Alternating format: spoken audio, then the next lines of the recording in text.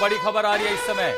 Khamenei मारे गए, ईरानी media ने कंफर्मेशन दिया है, आईआरजीसी ने कंफर्मेशन दे दी है, एक और ईरानी कमांडर की मौत हुई है।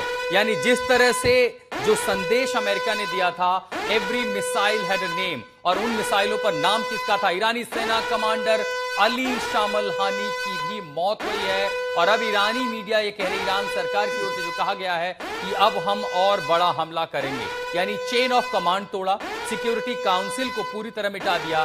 खामनेई मारे गए सर्वोच्च कमांडर और हर वो जनरल जो नीति निर्धारित कर सकता था, उस पर हमले हुए हैं। सुमित, ये जो नाम है, जब अमेरिका ये कहता है कि जितनी मिसाइल हमने दागी हैं उनके ऊपर एक नाम लिखा था, हर किसी को चुना गया था, अब एक और चेहरा मारा गया, ईरानी कमांडर को मारा गया, इनकी भूमिका क्या थी? और इन्हीं जगहों की हम बात करें कि हो सकता है यही second in line of command में हो कि अली शामलहानी जो है आगे ये भूमिका निभाएंगे, अगर उनको भी मार दिया गया है।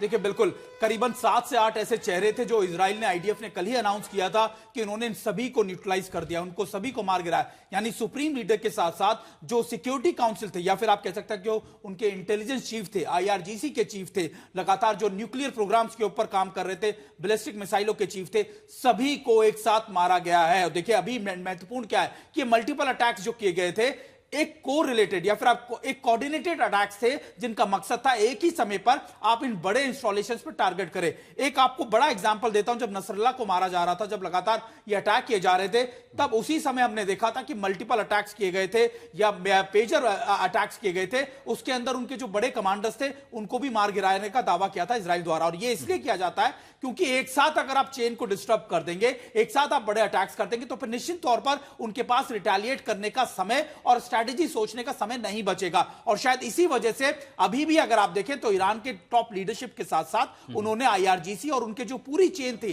थिंक टैंक आप जिसे कह सकते हैं, डिसीजन मेकिंग जो चेन थी, उसको बर्बाद कर दिया। और शायद ये बड़ा एक सेटबैक रहेगा, क्योंकि अब ये देखना होगा कि आईआरजीसी की कमांड किसके हाथ में जाएगी, उनके न्यूक्लियर और बैलिस्टिक मिसाइलों की प्रोग्राम की कमांड किसके हाथ में जाएगी, और आखिरकार सुप्रीम लीडर के साथ साथ उनका कोरिलेशन कैसा होगा। क्योंकि देखिए, अगर ऐसा वीकनेस, ऐसी आप कह सकते हैं कमजोरी आती है, तो निश्चित तौर पर आपको डिसीजन लेने में बहुत दिक्कतें आती हैं। डिसीजन कितना इफेक्टिव होगा यह भी देखना होगा, और क्या अमेरिका और इजराइल का रिस्पांस को वो आप कैसे रिटेलिएट कर पाएंगे, ये भी एक बड़ा क्वेश्चन होगा। और वो इसलिए क्योंकि इजराइल के हमले लगातार जारी हैं। थोड़ी देर पहले ईरान के 30 ठिकानों पर इजराइल ने हमले किए हैं। खामनेई की मौत से ईरान में मातम है। जाहिर है जहां जहां पर शिया बहुल लोग रहते हैं, जिन जिन देशों में वहां पर स्थिति है, ईरान की तमाम मस्जिदों में शोक का माहौल है। अब धीरे धीरे तस्वीरें वहां से सामने आने लगी हैं एक एक करके। ये देखिए, ईरान की